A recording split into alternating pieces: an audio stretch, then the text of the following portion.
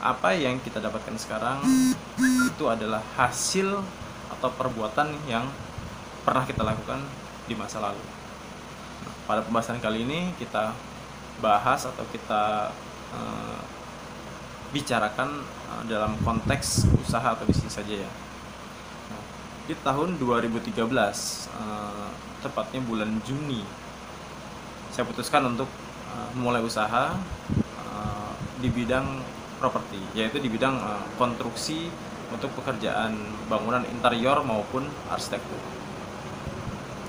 Walaupun sekarang di tahun 2022 ini usaha itu udah nggak ada dan udah digantikan dengan usaha saya yang sekarang ini yang berjalan, belum ada dulu, baru hampir mau 2 tahun.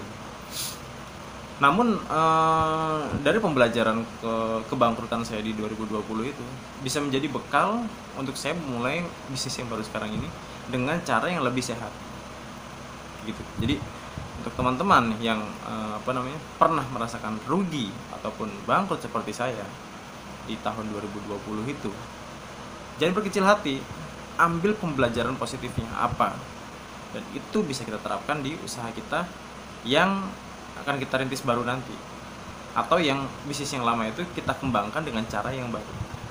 Karena pada basicnya apa? Usaha itu nggak beda jauh kok, hanya modalnya aja yang berbeda. Tapi yang terpenting apa? Kita harus mendapatkan profit yang bisa diputar lagi untuk bisa menjadi modal, dan sisanya itu bisa kita kelola untuk pengembangan bisnis itu. Gitu ya. Itu secara keuangan. Tapi kalau untuk masalah mentalitas, secara mentalitas kita harus tetap berkembang walaupun kita pernah turun. Tapi jangan sampai itu menjadi penghalang kita untuk maju di waktu yang akan datang nantinya. Nah, satu ketika di tahun 2020 kemarin waktu saya turun itu, saya berpikir apa sih kesalahan dari bisnis saya tersebut. Sebenarnya bisnis itu berjalan, tapi permasalahannya ada di mana? Ternyata ada di cash flow-nya. Banyak proyek-proyek yang saya pegang berjalan lancar sampai selesai, namun begitu selesai pembayarannya nggak selesai. Jadi permasalahan di cash flow-nya nggak lancar. Yang kedua, sistem pembayarannya pun nggak semuanya lancar gitu teman-teman ya. Namun saya cek lagi, ternyata secara keuangan finansial itu saya nggak terlalu kuat untuk di bidang tersebut, karena membutuhkan biaya yang cukup besar dan harus nalangin dulu di awal. Jadi bukannya kita beli dan langsung bayar, tapi ini harus kita sebagian ada yang kita dapat DP, terus selanjutnya untuk progres selanjutnya kita harus modalin lagi, dan itu pembayaran agak lama lagi terkait selanjutnya. Itu salah satu permasalahan dari bisnis saya di tahun 2020 kemarin.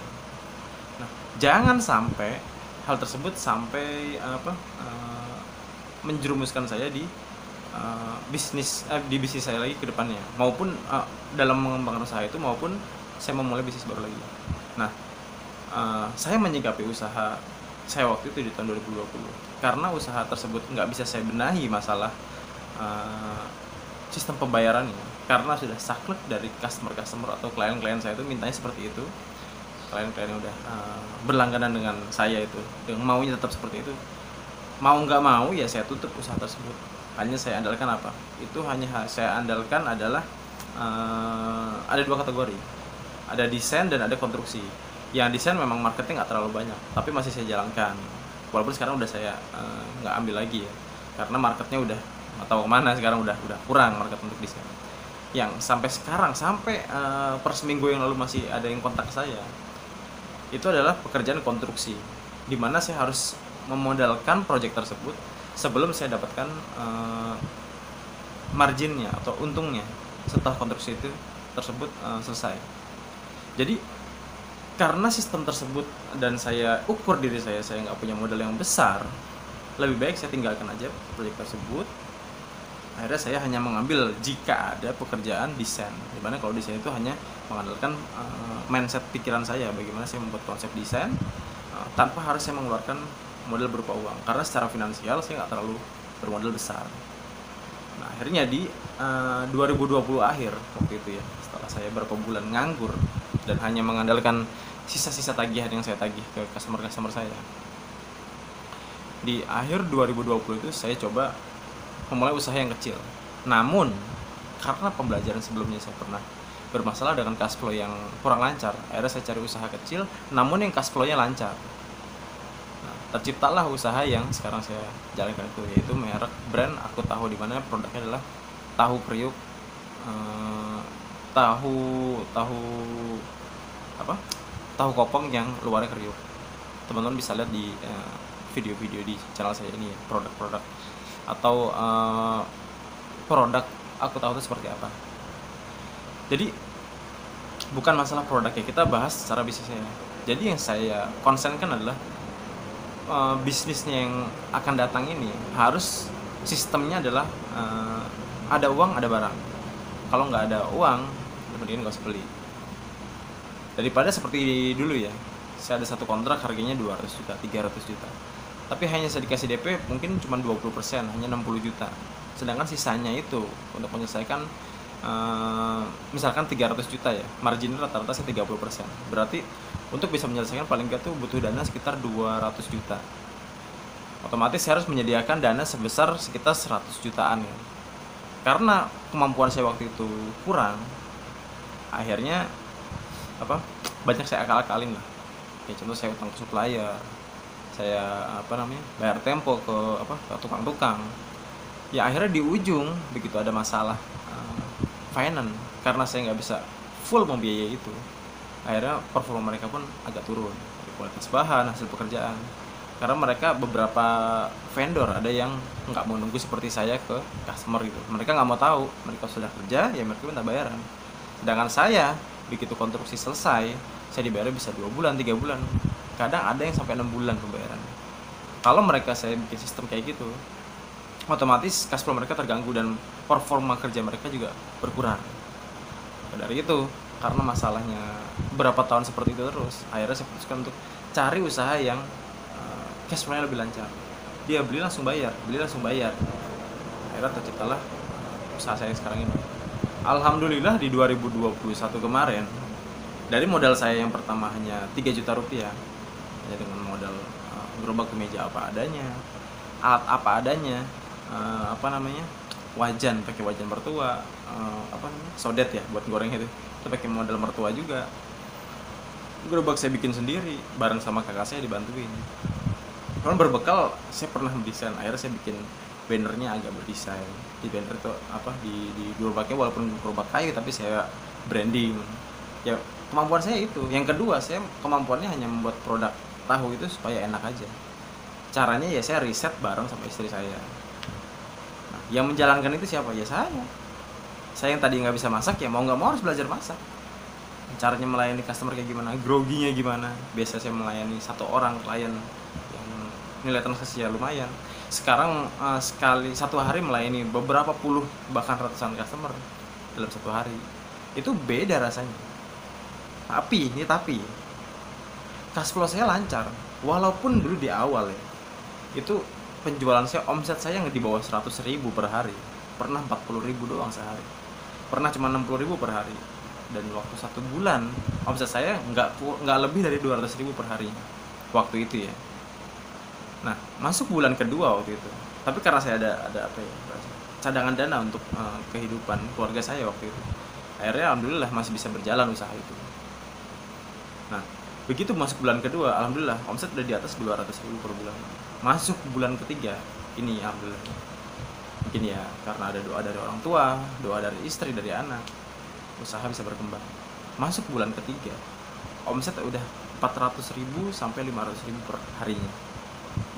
Kalau di range rata-rata ya, waktu itu per bulan saya mulai itu kalau nggak salah Oktober, November, Desember tuh udah mulai per bulan omsetnya di sekitar 12 juta. Dari situ saya baru berpikir bisnis, bagaimana caranya usaha ini bisa menjadi bisnis yang bagus gitu. Nggak harus saya kerja terus seperti ini, saya bisa merunningkan usaha ini walaupun tanpa harus ada saya di outlet. Ini baru saya berpikir bisnis. Karena saya berpikir apa? Yang penting cash flow saya lancar dulu. Setelah itu baru saya berpikir bagaimana caranya ngembangin usaha ini. Kalau nggak lancar-lancar ya berarti saya harus ganti bisnis lagi. Yang penting cash flow saya lancar. Bukannya saya ambil satu project harganya mungkin bisa sampai 500 juta. Bahkan yang terbesar saya pernah ambil proyek yang angka 3,3 miliar. Itu Nggak enaknya apa? Ya harus nalangin dulu. Akhirnya saya gimana? Harus berhutang ke pihak perbankan maupun ke leasing. Saya punya kartu nih, misalkan sertifikat. Mungkin orang-orang awam bilang sertifikat itu adalah aset untuk bisa dijaminkan. Padahal itu bukan aset kalau kita jaminkan. Itu adalah kartu hutang. Kita bisa hutang, terus kita bisa jadikan aset. Apa? Balik lagi ke tema yang tadi ya. Di bulan Januari, 4 bulan saya jualan. Saya mulai rekrut karyawan. Dan saya coba buka cabang yang kedua. Di mana untuk operasional yang kedua pun tetap pasti saya yang jaga. Selanjutnya ada masalah ini itu akhirnya bisa saya selesaikan. Dan alhamdulillah di 2021 ini bukan karena kemampuan saya, tapi karena ridho dari orang tua, dari Allah Subhanahu Wa Taala, usaha saya bisa berkembang menjadi 4 cabang dalam 1 tahun. Dari modal saya awal hanya 3 juta rupiah. Itu ya teman-teman. Dengan omsetnya ya. Cabang pertama dan cabang kedua itu rata-rata omsetnya itu kalau dihitung rata-rata ya bisa sampai 15 kali. Ini satunya nggak nyampe 15 karena ada 1-2 kendala masalah karyawan. Jadi dari 2 outlet saya itu, yang pertama itu dan yang kedua bisa menghasilkan plus minus 25 sampai 28 juta per bulan. Outlet yang ketiga dan keempat ini masih rata-rata masih 10 jutaan lah per bulan. Jadi kalau dihitung omset saya per bulan itu di antara 40 sampai 50 juta per bulan sekarang. Tapi itu lancar. Walaupun cuman di bawah 50 juta ya sekarang. Target saya sih 4 outlet harusnya 60 juta. Tapi karena sekarang masih itu yang ngeritis, marketingnya cuma masih belum terlalu fokus saya, karena saya masih bantu di operasional. Akhirnya hanya bisa maksimal tuh di 50 juta sekarang. Terakhir tuh bulan kemarin, bulan ini kalau nggak salah hampir 50 juta. Bulan kemarin tuh 48 juta. Jadi walaupun angkanya di bawah 50 juta, tapi kalau usahanya ini cash, terus cash flow-nya lancar, bisa kok berkembang dibanding kita punya omset sekian tapi itu adalah berbentuk hutang. Duit mana yang bisa kita putar untuk bisa mengembangkan usaha ini kalau gitu caranya? Jadi balik lagi ya, seperti saya bilang di awal, apa yang kita pernah lakukan itu bisa kita tuai di masa depan. Kayak saya pernah tertipu supplier, tertipu sama tukang. Itu semua saya jadikan pembelajaran bagaimana cara saya rekrut karyawan, bagaimana caranya saya bisa bisa mengembangkan usaha. Itu bisa menjadi bisa menjadi sekolah atau pembelajaran saya di masa datang. Mungkin secara kerugian memang besar, tapi kalau kita pelajari lagi ya. Dulu kita pun sekolah dari SD sampai SMA, itu pun biaya sekolahnya besar. Kenapa kalau kita usaha terus kita lagi masa pembelajaran kita lagi agak turun usahanya, kenapa nggak kita mindsetnya kita samakan dengan kondisi pada saat kita contoh kuliah gitu. Kita udah bayar, kita malah dikerjain oleh dosen, bukan dikerjain tanda kutip ya, maksudnya dikasih tugas gitu, dan kita mau aja, padahal di situ kita nggak dapat benefit apa-apa loh selain ilmu. Nah kalau dalam bidang usaha, kenapa teman-teman nggak bisa menyamakan definisinya seperti itu? Saat kita kalau usahanya lagi turun, lagi bangkrut bahkan, itu anggap aja kita lagi sekolah kehidupan ini gitu teman-teman ya.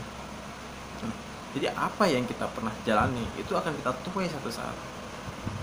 Jadi doakan juga mudah-mudahan usaha ini berkembang. Dan buat teman-teman yang mau menjadi mitra saya, silahkan WhatsApp aja ke nomor yang saya cantumkan di deskripsi, boleh aja. Tapi untuk saat ini saya hanya membuka terbatas ya, karena saya juga pilih-pilih mencari mitra, nggak sembarangan. Yang masih pingin satu visi misi sama saya, nggak cuma bikin untungnya doang, tapi juga kita harus berbagi kalau misalnya lagi kondisi pahit ya. Jadi kalau masih kritis terus usahanya nggak terlalu berkembang, sabar-sabar aja. Saya juga pernah merasakan kayak gitu, tapi alhamdulillah seiring berjalannya waktu, asalkan kita konsisten melayani customer kita, ramah, dan kita bisa menyajikan produk yang berkualitas, customer bakalan balik lagi dan merekomendasikan produk kita ke teman-teman maupun saudara mereka juga nantinya. Ya teman-teman ya. Oh ya, satu lagi, saya ingin menggambarkan juga nih bahasa yang tadi ya, apa yang kita tuai sekarang itu bisa menggambarkan kita di masa depan. Contohnya kalau hutang. Jadi kalau teman-teman berhutang contoh leasing kendaraan, mobil contohnya 3 tahun, itu sama aja yang kita tanam sekarang, kita nyicil sekarang ya, kita tuai 3 tahun lagi. kalau kita hitung-hitung, karena kita nggak sabar pengen punya mobil yang bagus, pengen kelihatan sukses gitu, padahal kita belum mampu untuk beli mobil, akhirnya kita cicil. Ya, setelah 3 tahun kita menyicil kendaraan itu, dihitung-hitung ternyata bukannya gede juga ya, sedangkan valuasi mobil ini makin menyusut. Mobil yang harganya 200 juta 3 tahun kemudian, teman-teman bisa gambarkan sendiri berapa harganya. Dan belum lagi itu ditambah bunga, mungkin bisa jadi 250 sampai 300 juta. Padahal harga mobil itu misalkan setelah 3 tahun hanya 120 juta. Penyusutan bisa 40 sampai 50% dalam 3 tahun. Teman-teman ya. Jadi tetap kita belajar bagaimana caranya bisa mengembangkan diri, belajar bagaimana cara bisa mengembangkan usaha. Setelah mengembangkan usaha, usahanya berkembang, kita belajar untuk investasi, gimana caranya kita bisa tanpa bekerja tetap ada punya penghasilan di luar pekerjaan kita, baik kita usaha sendiri maupun kita karyawan. Kita semua bisa menjadi investor di bidang apapun, di bidang properti, di bidang usaha, di bidang mungkin ada teman-teman yang trading, itu nggak masalah kalau memang punya ilmunya gitu. Itu teman-teman ya. Tapi saya nggak menyarankan untuk investasi di bidang perbankan seperti deposito gitu ya, karena ranahnya beda lagi. Secara agama, di agama saya di Islam, deposito itu ada yang namanya berbunga. Nah, bunga itu yang jadi masalah, yang masih diperdebatkan di agama kami, di agama orang-orang muslim, karena ada ranahnya riba, dan saya coba menghindari itu untuk tidak terlibat di investasi seperti itu lagi. Oke, sampai sini ya teman-teman ya. Semoga konten kali ini bermanfaat. Terima kasih. Assalamualaikum warahmatullahi wabarakatuh.